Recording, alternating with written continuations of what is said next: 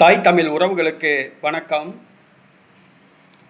நடிகர் விஜய் மீது பிரபல நடிகை காவல்துறையில் புகார் என்ற தலைப்பில் இந்த காணொளியை காண்கிறோம்.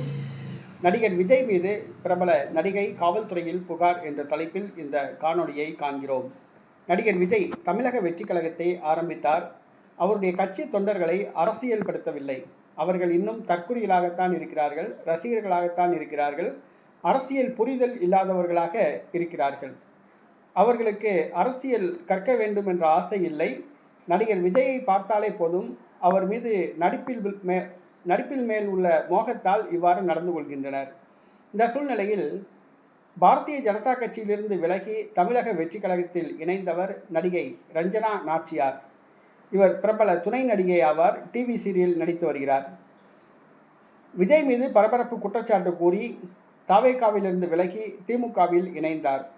தற்பொழுது ரஞ்சனா நாச்சியார் மீது தமிழக வெற்றி கழக தொண்டர்கள் சமூக வலைதளங்களில் அவதூறு பேசி வருகின்றனர். நடிகை ரஞ்சனா நாச்சியார் மீது விஜய் ரசிகர்கள் சமூக வலைதளங்களில் அவதூறு பேசி வருகின்றனர்.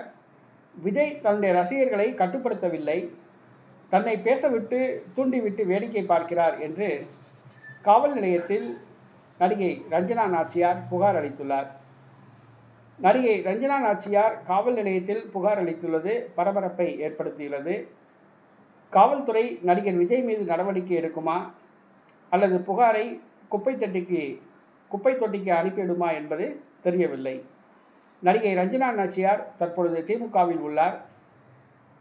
தன்னுடைய ரசிகர்களை தூண்டிவிட்டு தன்னை அவதூறாக பேச விடுகிறார் விஜய் என்று புகார் கொடுத்துள்ளார்.